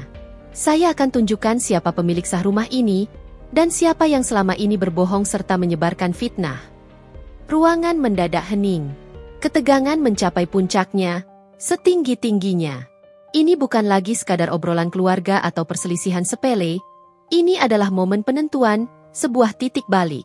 Aku bisa melihat Bu Lastri dan Dina saling pandang, raut wajah mereka berubah drastis dari marah dan sombong menjadi cemas, gelisah, dan bahkan ada sedikit rasa takut yang terselip. Mereka mungkin tidak menyangka aku akan melangkah sejauh ini, dengan bukti dan saksi yang tak terbantahkan. Momen kebenaran yang sesungguhnya akan segera tiba, dan aku siap untuk itu. Keheningan yang mencekam menguasai ruangan. Suara detik jam dinding kini terdengar begitu jelas, mengiringi detak jantungku yang berpacu kencang. Bu Lastri dan Dina terpaku di kursi mereka. Tatapan mereka bergantian antara map besar di tanganku dan wajahku yang kini memancarkan ketenangan yang dingin. Di sampingku, Arman menggenggam tanganku erat, seolah menyalurkan seluruh kekuatannya kepadaku, sekaligus mencari pegangan untuk dirinya sendiri. Bapak Suryo mengamati dengan cermat, seolah seorang juri yang siap mengesahkan putusan. Sementara itu, Bapak Budi menyimak dengan ekspresi serius, mencatat setiap detail yang akan terungkap. Inilah saatnya kebenaran dibentangkan. Aku membuka map di tanganku, mengambil napas dalam-dalam, lalu mulai berbicara. Suaraku kini terdengar tegas dan percaya diri, tanpa sedikit pun keraguan atau emosi yang terpancing. Setiap kata yang keluar dari bibirku adalah kebenaran yang telah lama terpendam. Baiklah, Ibu, Dina, dan para saksi sekalian, kataku, melontarkan pandangan satu persatu kepada mereka yang hadir. Mataku berhenti sejenak pada Bu Lastri dan Dina, membiarkan tatapanku menyampaikan pesan tanpa kata. Kalian menuduh saya merampas sertifikat rumah ini. Kalian menuduh saya menyembunyikan hak Arman, bahkan ada yang menuduh saya menggadaikannya. Sekarang, mari kita lihat fakta sebenarnya, yang selama ini telah kalian putarbalikan. Aku mengeluarkan lembar pertama dari map yang kusimpan dengan rapi. Itu adalah salinan sertifikat hak milik, SHM, rumah ini. Aku meletakkannya di meja, memutar posisinya agar semua orang bisa melihat dengan jelas. Cahaya lampu ruang tamu memantul pada kertas, menyoroti detail-detail penting. Rumah ini, yang beralamat di Jalan Melati nomor 12, Batang, dengan luas tanah 200 meter persegi dan luas bangunan 150 meter persegi, tercatat atas nama Raya Bintara, SE. Aku menekankan gelarku, SE, Sarjana Ekonomi, gelar yang kudapatkan dari jeripayahku di bangku kuliah, dan yang selama ini jarang bahkan hampir tidak pernah kusebutkan di depan mereka, sengaja agar tidak terkesan pamer. Ini adalah sertifikat asli yang dikeluarkan oleh Badan Pertanahan Nasional. Nama saya tertera jelas di sini sebagai pemilik sah dan tunggal. Seketika, mata Bu Lastri membelalak. Mulutnya sedikit terbuka, rahangnya mengendur. Dina terkesiap, seperti kehabisan napas, dan wajahnya langsung memucat pasi, warna darah seolah lenyap dari wajahnya. Ibu-ibu arisan yang hadir kemarin mungkin hanya berasumsi dan termakan cerita Bu Lastri, tapi sekarang, di hadapan sertifikat resmi yang tak terbantahkan, kebenaran yang selama ini mereka abaikan mulai terlihat begitu telanjang. Tunggu, tidak mungkin. Ini pasti palsu. Kamu pasti memalsukannya, seru Bu Lastri, berusaha meraih sertifikat itu dari meja, tangannya gemetar. Namun, Bapak Suryo dengan sigap menahannya dengan isyarat tangan. Maaf, Bu, mohon tertib, ujar Bapak Suryo dengan suara tenang namun penuh wibawa. Biar Raya menjelaskan semuanya terlebih dahulu. Dokumen ini ada di meja dan bisa dilihat oleh semua orang, namun harap jangan disentuh dulu. Ini pasti palsu. Raya tidak mungkin punya uang sebanyak itu untuk beli rumah seperti ini. Sergah Dina, suaranya bergetar hebat, mencoba mencari celah untuk menyangkal. Dia itu cuma ibu rumah tangga biasa. Aku tersenyum tipis, senyum ironis. Palsu? Tentu saja tidak. Dan Bapak Suryo di sini, sebagai notaris yang mengurus seluruh transaksi jual beli ini dari awal hingga akhir, bisa mengkonfirmasinya. Aku menoleh pada Bapak Suryo, memberikan isyarat. Bapak Suryo mengangguk, lalu mengambil beberapa lembar dokumen dari tasnya. Betul sekali. Saya mengonfirmasi bahwa sertifikat ini adalah sah dan asli. Raya Bintara adalah pemilik sah dari properti ini, sesuai data yang tercatat di kantor BPN dengan nomor register dan tahun terbit yang valid. Seluruh proses jual beli dan balik nama ini saya tangani sendiri. Tidak ada sedikit pun indikasi pemalsuan atau kecurangan. Pernyataan lugas dari notaris itu seperti pukulan telak bagi Bu Lastri dan Dina. Mereka terdiam, tak bisa lagi membantah soal keaslian sertifikat maupun validitasnya. Argumentasi mereka runtuh seketika. Tapi aku belum selesai. Masih banyak yang harus mereka ketahui. Dan ini, lanjutku, mengeluarkan lembar-lembar lain dari map. Kali ini, itu adalah bukti pembayaran.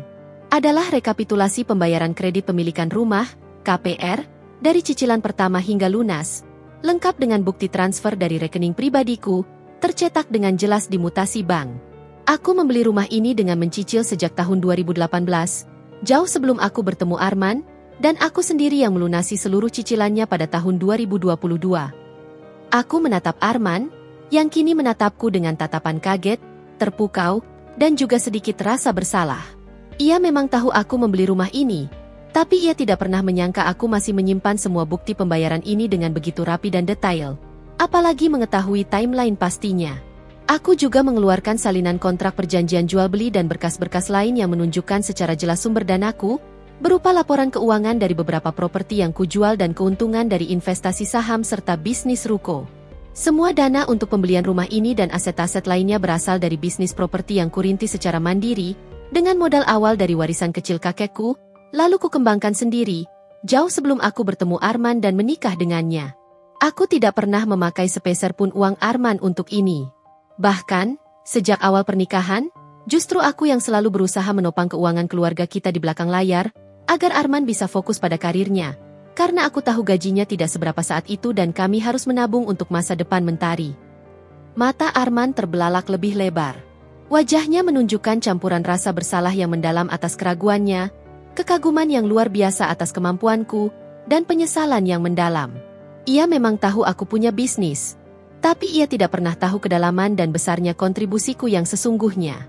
Ia mungkin berasumsi bahwa menopang keuangan itu hanya sebatas memenuhi kebutuhan sehari-hari, bukan membeli aset besar seperti rumah dan bahkan beberapa properti lainnya. Bu Lastri dan Dina kini benar-benar terdiam, membisu. Mereka tidak bisa lagi berkata-kata. Warna kulit mereka berangsur-angsur memucat, berganti menjadi hijau kebiruan karena malu. Kebohongan yang mereka bangun dengan susah payah, narasi tentang Raya si istri mata duitan yang merampas harta, kini hancur berkeping-keping di hadapan bukti-bukti konkret yang tak terbantahkan. Ekspresi mereka yang tadinya angkuh, sombong, dan penuh kebencian kini berganti menjadi syok total. Malu yang teramat sangat, dan sedikit ketakutan akan konsekuensi dari tindakan mereka. Mereka mulai menyadari bahwa permainan mereka telah berakhir, dan kali ini, mereka benar-benar kalah telak. Suasana di ruang keluarga berubah drastis. Dari ketegangan mencekam menjadi hening yang mematikan, hanya diisi oleh suara napas tertahan dan desiran halus dari unit pendingin ruangan. Wajah Bu Lastri dan Dina benar-benar pucat pasi, seperti kertas putih yang kehilangan warna, menampakkan setiap urat yang menonjol di pelipis mereka. Syok dan rasa malu yang luar biasa kini bercampur aduk, jelas terlihat di mata mereka yang tadinya penuh kebencian. Tamparan keras yang tadi mereka layangkan padaku, kini terasa menampar balik wajah mereka sendiri dengan kekuatan berkali-kali lipat, meninggalkan bekas yang jauh lebih dalam dari sekadar nyeri fisik. Bapak Budi, Ketua RT, yang sedari tadi menyimak setiap kata dan bukti dengan serius, kini mengangguk-angguk kecil, seolah memvalidasi setiap informasi yang baru saja terungkap. Ada raut kekaguman yang samar di wajahnya ketika ia melirik padaku, seolah baru saja menemukan sisi lain dari diriku yang selama ini tersembunyi. Jadi, semua ini memang murni hasil kerja keras dan jerih payah Raya sendiri, ya? Tanyanya, suaranya pelan dan penuh kehati-hatian, memastikan tidak ada lagi keraguan yang tersisa. Aku mengangguk. Sorot mataku masih tertuju pada Bu Lastri dan Dina, membiarkan mereka menyaksikan setiap detil dari kebenaran yang pahit ini. Betul, Bapak Budi. Seluruhnya. Bahkan, saya tidak pernah meminta Arman untuk menyumbang Rp1 pun untuk pembelian dan cicilan rumah ini. Semua sudah saya perhitungkan matang-matang dari keuntungan bisnis dan investasi properti saya. Ini adalah hasil keringat saya pribadi. Mendengar konfirmasi langsung dariku, ditambah dengan bukti-bukti tak terbantahkan dari Bapak Suryo, wajah Bu Lastri semakin memerah, bukan karena marah lagi, melainkan karena malu yang teramat sangat, menjalar hingga ke lehernya. Ia menggigit bibir bawahnya, tampak menahan gejolak emosi yang bercampur aduk. Dina, yang biasanya berani, lantang, dan penuh sindiran, kini menundukkan kepala dalam-dalam, menghindari tatapan mata siapapun di ruangan itu. Bahunya sedikit bergetar. Bibirnya yang tadi penuh celaan dan fitnah kini terkatup rapat, seolah tak mampu mengeluarkan sepatah kata pun, terbungkam oleh fakta. Arman, di sampingku, akhirnya melepaskan genggaman tangannya dari tanganku. Ia bangkit perlahan dari kursi, melangkah mendekat ke arah Bu Lastri dan Dina. Ada gurat kekecewaan yang mendalam di wajahnya, bercampur dengan rasa bersalah yang teramat sangat kepada istrinya, dan mungkin juga kepada dirinya sendiri karena sempat meragukan aku. Ibu, Dina. Suara Arman terdengar serak, menahan emosi yang bergejolak dalam dirinya. Ia berhenti sejenak, mengambil napas dalam-dalam. Kalian lihat sendiri.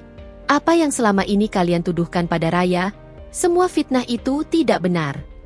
Ia mengambil napas lagi, memejamkan mata sejenak, seolah mengumpulkan kekuatan. Rumah ini memang dibeli Raya jauh sebelum kami menikah.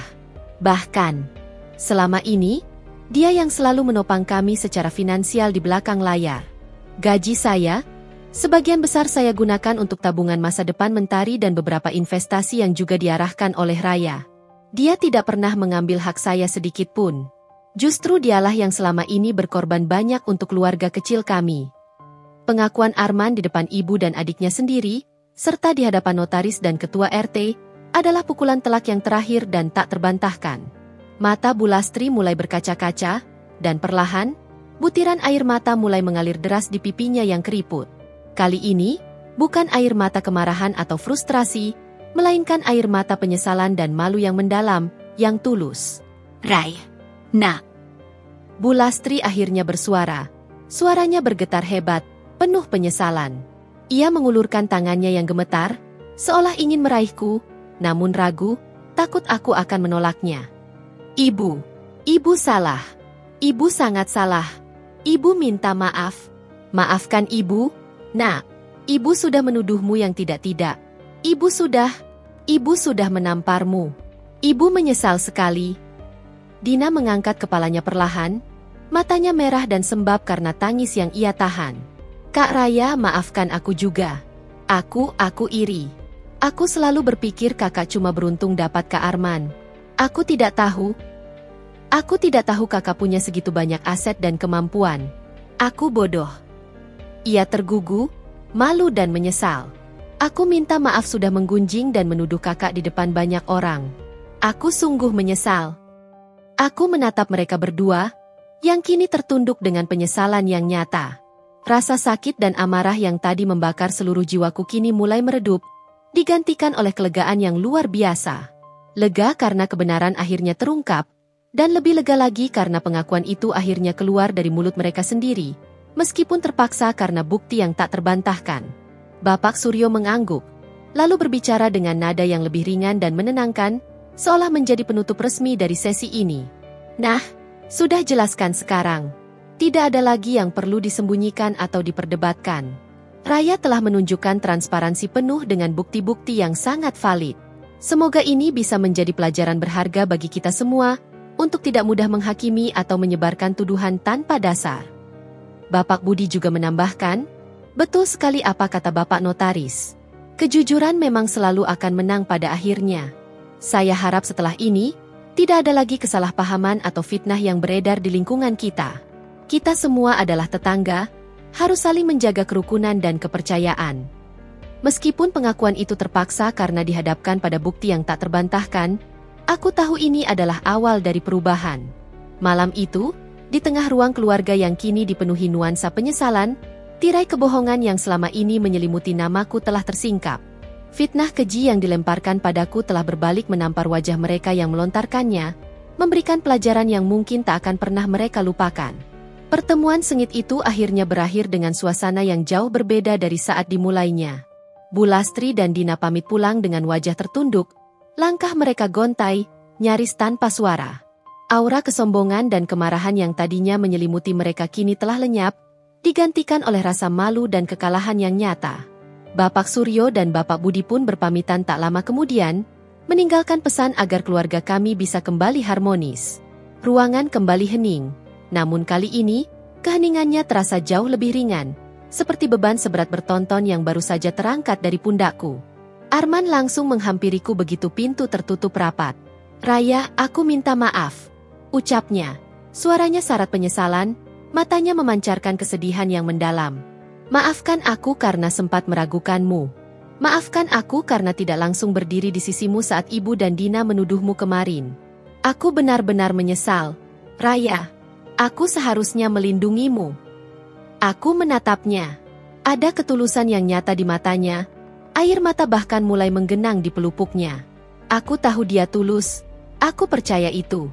Tapi, luka dari keraguannya itu, dari kebimbangannya yang membuatku merasa sendiri di tengah badai, masih terasa perih di hatiku.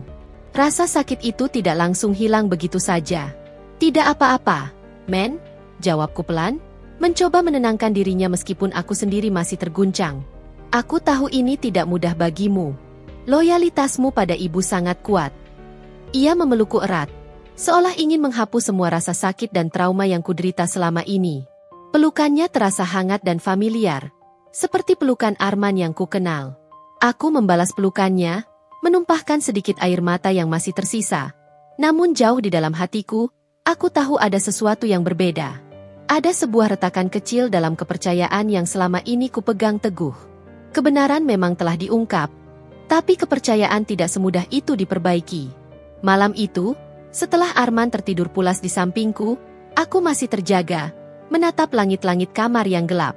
Meskipun kebenaran telah terungkap dengan jelas dan namaku bersih di mata para saksi, ada beberapa hal yang masih mengganjal dan membuat batinku belum sepenuhnya tenang. Pertama, luka emosional yang mendalam. Tamparan keras dari Bu Lastri, tuduhan-tuduhan keji yang dilontarkan di depan umum, dan tatapan menghakimi dari para tetangga yang seolah-olah telah memutuskan hukuman bagiku. Semua itu membekas sangat dalam di jiwaku. Aku tahu, butuh waktu sangat lama untuk memulihkan diri dari rasa malu, sakit hati, dan trauma yang begitu mendalam ini. Apalagi, tamparan itu datang dari ibu mertuaku sendiri, sosok yang seharusnya menjadi orang tua keduaku, yang seharusnya menyayangi dan melindungiku sebagai menantunya. Kedua, hubungan dengan Arman sebagai suami. Dia memang akhirnya mendukungku dan berdiri di sisiku pada saat yang krusial itu. Namun, kebimbangannya di awal pertemuan, keraguannya untuk membela istrinya sendiri di hadapan ibunya, itu tak bisa kulupakan begitu saja. Pertanyaan-pertanyaan seperti, apakah aku cukup penting baginya? Atau, apakah dia benar-benar memprioritaskan kami, keluarga kecil ini, di atas segalanya? Terus muncul di benakku, menggerogoti sedikit demi sedikit keyakinanku. Aku tahu dia mencintaiku, aku tidak meragukan itu. Tapi loyalitasnya kepada keluarga asalnya begitu kuat, begitu mengakar, sampai-sampai hampir membuatnya mengorbankan aku dan harga diriku. Ini adalah pekerjaan rumah besar yang harus kami berdua kerjakan sebagai pasangan.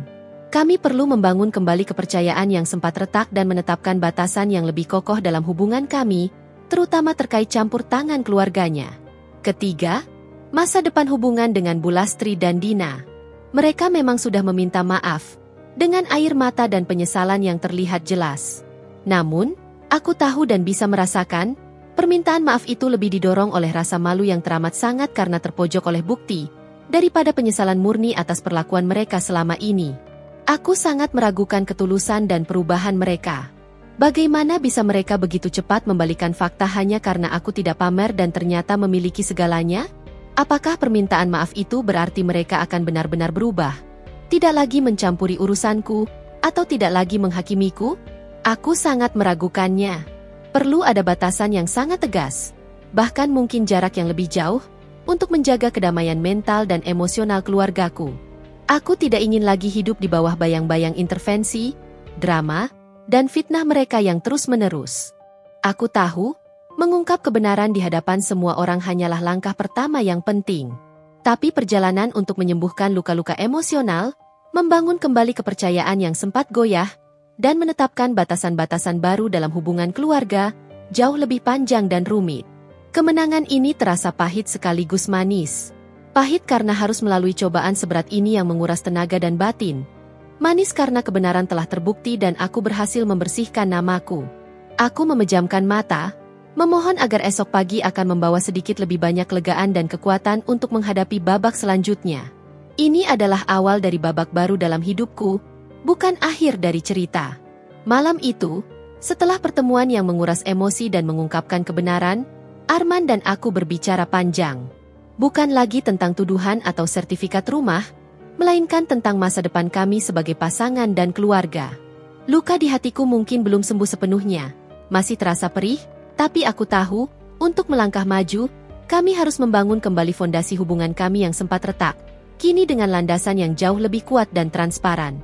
Aku tahu aku mengecewakanmu kemarin, Raya, kata Arman, suaranya pelan dan penuh penyesalan di tengah kegelapan kamar yang hanya diterangi cahaya rembulan. Ia memelukku dari belakang, kepalanya bersandar di bahuku, napasnya terasa hangat di kulitku. Aku minta maaf. Seharusnya aku tidak ragu. Seharusnya aku langsung berdiri di sisimu, melindungimu dari kata-kata dan perlakuan mereka. Aku menghela napas, merasakan kehangatan pelukannya. Men, aku tidak akan bohong. Itu memang menyakitkan. Aku merasa sendiri dan tidak dibela saat itu. Tapi aku mengerti. Ibumu adalah ibumu, darah dagingmu sendiri. Aku tidak meminta kau untuk membencinya, apalagi memutuskannya. Aku hanya ingin kejelasan. Lalu apa yang kamu inginkan, Raya? Tanyanya. Suaranya penuh harap dan kesediaan untuk mendengarkan. Katakan padaku apa yang harus aku lakukan agar kita bisa kembali seperti dulu. Aku ingin batasan yang jelas, Men, jawabku tegas, memutar sedikit tubuhku agar bisa menatapnya. Batasan yang tidak bisa mereka langgar lagi. Batasan yang melindungi kita, melindungi Mentari, dan melindungi rumah ini dari drama yang tidak perlu. Aku tidak mau lagi ada intervensi dalam urusan keuangan kita, dalam cara kita mengurus rumah, atau dalam bagaimana kita mendidik Mentari. Ini adalah keluarga kecil kita. Men, kita harus mandiri dan punya privasi. Arman terdiam sejenak, meresapi setiap kata-kataku. Aku bisa merasakan napasnya yang teratur di leherku. Aku setuju, katanya akhirnya. Nada suaranya kini mantap dan yakin. Aku akan bicara dengan Ibu dan Dina lagi.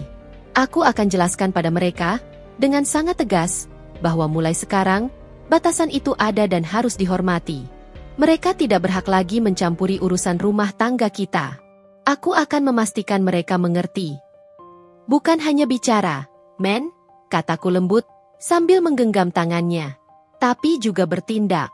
Jika mereka melanggar batasan itu lagi, kau harus siap bertindak tegas. Bukan untuk memutus hubungan sebagai anak dan adik, tapi untuk melindungi keluarga kecil kita. Ini tentang prioritas, Men. Prioritasmu haruslah kita, Mentari, dan kedamaian rumah ini. Aku mengerti, Raya. Bisiknya, suaranya dipenuhi tekad yang baru. Aku janji. Aku tidak akan membiarkan ini terjadi lagi. Aku akan melindungimu dan Mentari. Aku akan menjaga batasan itu dengan sungguh-sungguh. Meski janji itu menenangkan hatiku, aku tahu perjalanan kami masih panjang. Membangun kembali kepercayaan yang sempat retak, terutama setelah insiden sebesar ini, butuh waktu, kesabaran, dan konsistensi dari Arman. Aku juga menyadari bahwa hubunganku dengan Bulastri dan Dina tidak akan pernah bisa kembali sama seperti dulu. Ada keretakan yang mungkin tak bisa diperbaiki sepenuhnya. Namun, dengan batasan baru yang jelas ini, setidaknya kami bisa menjalani hidup dengan lebih tenang dan damai. Keesokan paginya, setelah sarapan dan mengantar Mentari ke sekolah, aku menelepon Bulastri dan Dina secara terpisah. Suara mereka masih terdengar enggan dan sedikit malu. Bahkan ada sedikit kekakuan, namun kali ini ada nada patuh yang jelas, berbeda dari amarah mereka kemarin. Aku menjelaskan dengan tenang bahwa aku menghargai permintaan maaf mereka di depan notaris. Tetapi mulai sekarang, akan ada batasan yang sangat jelas dalam hubungan kami. Aku tidak melarang mereka berkunjung atau berkomunikasi. Tapi kutegaskan bahwa urusan pribadi rumah tangga dan keuangan kami adalah privasi yang tidak bisa mereka campuri lagi. Tidak ada lagi pertanyaan tentang aset, penghasilan, atau keputusan domestik. Reaksi mereka cukup mengejutkan. Tidak ada lagi bantahan sengit atau ledakan amarah. Mereka hanya mendengarkan, dan sesekali mengucapkan, "Baiklah," atau "Ya," dengan nada datar, tanpa perlawanan. Mungkin mereka terlalu syok dengan pengungkapan kemarin. Atau mungkin mereka akhirnya menyadari keseriusan situasinya dan konsekuensi jika terus-menerus melanggar. Aku juga berbicara dengan beberapa tetangga yang hadir di arisan kemarin. Aku menjelaskan bahwa masalah telah selesai dan kesalahpahaman telah diluruskan, tanpa perlu membahas detail yang terlalu pribadi.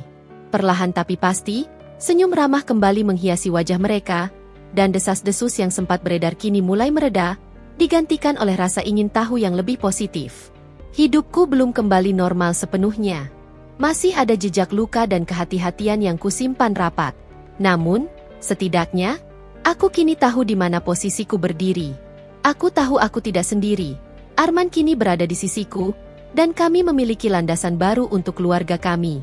Dan yang terpenting, aku telah mengambil kembali kendali atas diriku sendiri, atas rumahku, dan atas kebahagiaan keluarga kecilku. Sebuah batasan baru telah ditarik dengan tegas, dan semoga itu membawa kedamaian yang sesungguhnya di masa depan. Ini adalah babak baru dalam hidupku, sebuah awal yang penuh harapan, meskipun dengan bekas luka masa lalu.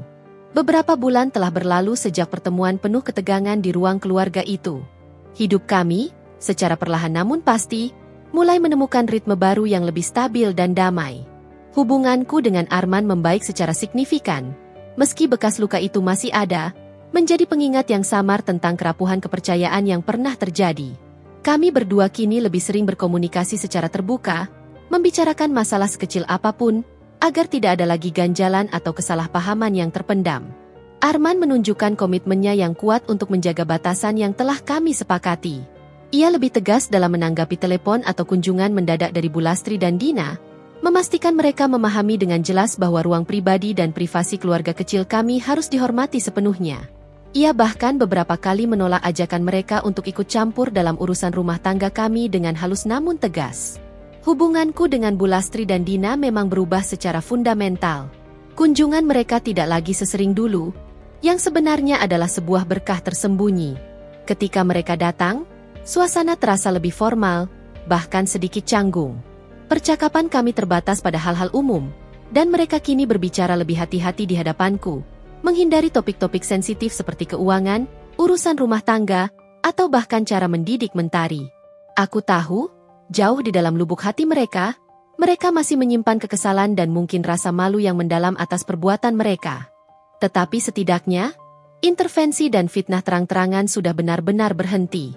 Mereka tetap nenek dan tante bagi Mentari, dan aku tidak ingin memutus ikatan darah itu sepenuhnya. Tapi jarak emosional dan batasan yang tegas tetap kujaga, demi kesehatan mental dan kedamaian keluarga kecilku. Mentari, putriku yang berusia 5 tahun, menjadi cermin paling jujur dari semua perubahan ini. Dulu, ia sesekali menangkap aura tegang di rumah, raut wajahku yang muram, atau kebingungan saat neneknya berbisik-bisik dan melirikku. Kini, senyumnya jauh lebih cerah, tawanya lebih lepas. Ia bermain dengan riang di seluruh penjuru rumah, tanpa beban, merasakan kedamaian dan kehangatan yang kami berdua, Arman dan aku, usahakan dengan susah payah. Dia adalah alasan utama mengapa aku berjuang sekuat tenaga, dan melihatnya bahagia adalah ganjaran terbesar yang tak ternilai harganya. Suatu sore yang cerah di awal musim kemarau, Mentari sedang asyik menggambar di meja tamu. Aku duduk di dekatnya, mengawasinya sambil sesekali membaca buku. Tiba-tiba, ia mengangkat tinggi-tinggi gambar berwarna-warni yang baru saja diselesaikannya, matanya berbinar bangga. "Mama, lihat, ini rumah kita," serunya gembira, menunjuk gambar rumah dengan atap merah, 2 jendela besar, dan halaman luas yang dipenuhi bunga-bunga berwarna-warni. Gambarnya sederhana, namun penuh kehangatan. Aku tersenyum, mengusap puncak kepalanya. "Wah, bagus sekali, Nak. Rumah kita memang cantik. Tapi, Mentari suka rumah ini karena ada Mama dan Papa di dalamnya," lanjutnya polos, dengan suara mungilnya. "Nenek juga kadang datang, Tante Dina juga, tapi Mama dan Papa yang selalu di sini, bermain sama Mentari, membacakan dongeng, dan tertawa bersama." Kalimat polos itu menusuk relung hatiku dengan kehangatan yang tak terhingga.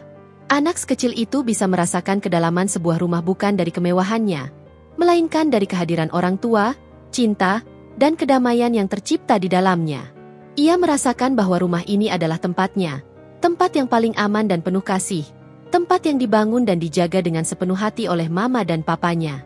Aku memeluk Mentari erat, mencium puncak ke puncak kepalanya yang harum. "Iya, Nak, Mama dan Papa akan selalu ada di sini, untuk Mentari.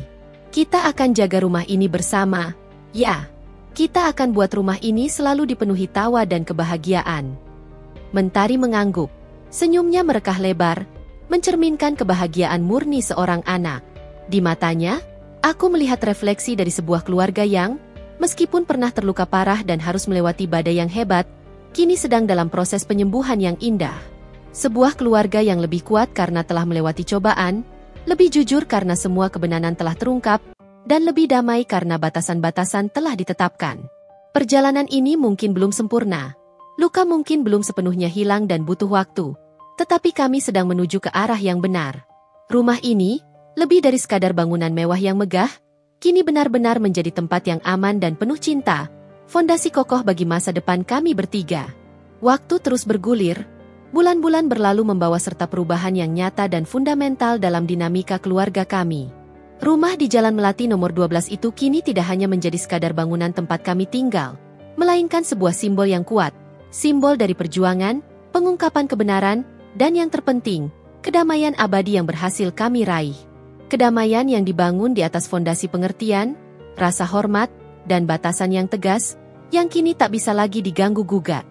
Hubunganku dengan Bu Lastri dan Dina memang tidak lagi sama seperti dulu. Penuh kehangatan, canda, dan obrolan tanpa beban. Ada jarak yang tak terlihat namun terasa sangat nyata di antara kami. Kunjungan mereka kini lebih terencana dan terkontrol. Biasanya hanya pada akhir pekan atau hari libur tertentu, dan selalu di bawah pengawasan Arman. Percakapan mereka tidak lagi berani menyentuh ranah pribadi atau keuangan keluarga kecil kami, dan setiap interaksi terasa lebih berhati-hati, bahkan sedikit kaku. Mereka tampaknya telah menerima kenyataan pahit itu, meskipun mungkin dengan hati yang masih menyimpan sedikit kegemasan atau rasa malu yang belum sepenuhnya hilang. Bu Lastri tak lagi melontarkan sindiran tajam atau tuduhan tak berdasar. Dina pun lebih banyak diam. Sesekali melempar senyum tipis yang terasa canggung, jauh dari tatapan penuh permusuhan yang dulu sering ia berikan. Aku tidak menyimpan dendam, karena itu hanya akan meracuni hatiku sendiri, tetapi juga tidak lengah. Batasan itu ada untuk melindungi keluarga kecilku, dan aku akan memastikan itu tetap terjaga selamanya. Arman, di sisi lain, telah menunjukkan perubahan yang sangat signifikan dan membanggakan. Ia menjadi lebih proaktif dalam melindungi ruang pribadi kami dan membela keputusanku. Setiap kali ada potensi campur tangan dari ibunya, ia akan dengan sigap memasang tameng dengan bijaksana namun tegas. Misalnya, ketika Bu Lastri mencoba bertanya tentang rencana keuangan kami, investasi, atau bahkan mengomentari cara kami mendidik Mentari, Arman akan dengan sopan namun jelas mengalihkan pembicaraan atau menjelaskan bahwa itu adalah keputusan yang telah kami berdua sepakati. Rasa bersalah dan penyesalannya di awal telah berubah menjadi komitmen yang kuat untuk berdiri di sisiku, menjadi garda terdepan pelindung keluarganya. Ikatan kami sebagai suami istri menjadi lebih kuat, diperkaya oleh badai yang telah kami lalui bersama. Kami belajar untuk lebih percaya satu sama lain, lebih terbuka dalam berkomunikasi, dan lebih solid sebagai tim yang tak tergoyahkan. Mentari, putriku yang kini tumbuh semakin ceria dan percaya diri, adalah bukti nyata dari semua ini. Lingkungan rumah yang kini damai, penuh tawa, dan kasih sayang adalah faktor terbesar dalam perkembangannya yang positif. Ia tidak lagi menyaksikan ketegangan yang tersembunyi, atau mendengar bisikan-bisikan negatif. Baginya, rumah ini adalah surga, tempat di mana mama dan papanya selalu ada, saling mendukung, dan selalu melindunginya dengan sepenuh hati. Terkadang, ketika kami makan malam bersama, ia akan berceloteh riang tentang betapa ia menyukai rumah kami, tentang taman kecil di belakang yang kini semakin subur, atau tentang kamarnya yang penuh mainan dan buku cerita. Setiap celoteh polosnya adalah pengingat akan pentingnya apa yang telah kami perjuangkan dan lindungi. Suatu sore, aku duduk di teras belakang rumah, menyeruput teh hangat sambil mengamati Mentari bermain di ayunan baru yang dipasang Arman khusus untuknya. Cahaya matahari senja yang keemasan menyinari taman, menciptakan nuansa tenang dan damai yang menyejukkan hati. Aku melihat Mentari tertawa lepas. Rambutnya tergerai diterpa angin sepau-sepau, dan saat itu, aku merasakan kedamaian yang sesungguhnya merasuk ke dalam jiwaku. Rumah ini, yang tadinya menjadi arena pertempuran dan sumber tuduhan keji, kini benar-benar menjadi rumah dalam arti yang sebenarnya. Bukan karena kemewahannya, bukan karena ukurannya yang besar, melainkan karena fondasi cinta, pengertian, dan batas-batas sehat yang telah kami bangun di dalamnya. Aku telah membuktikan bukan hanya kepada Bu Lastri dan Dina, melainkan juga kepada diriku sendiri, bahwa seorang wanita, dengan ketekunan, kejujuran, keberanian, dan dukungan suami, mampu menghadapi badai terberat sekalipun. Bahwa kebenaran akan selalu menemukan jalannya untuk terungkap, dan bahwa kedamaian sejati dimulai dari keberanian untuk menegakkan batasan dan berdiri tegak demi dirimu sendiri dan orang-orang yang kamu cintai. Jejak luka emosional memang masih ada. Samar seperti bekas luka lama di kulit, tidak terlihat jelas namun terasa jika disentuh. Tapi kini, jejak itu tidak lagi menyakitkan atau menghantuiku, melainkan menjadi pengingat akan kekuatan luar biasa yang kutemukan dalam diri. Pengingat bahwa setiap kesulitan adalah ujian, setiap badai akan berlalu, dan bahwa kedamaian yang sesungguhnya, yang langgeng, dimulai dari keberanian untuk menegakkan kebenaran dan menjaga batasan diri. Babak baru dalam hidup kami telah dimulai, dengan janji kedamaian yang lebih langgeng dan kebahagiaan yang lebih otentik.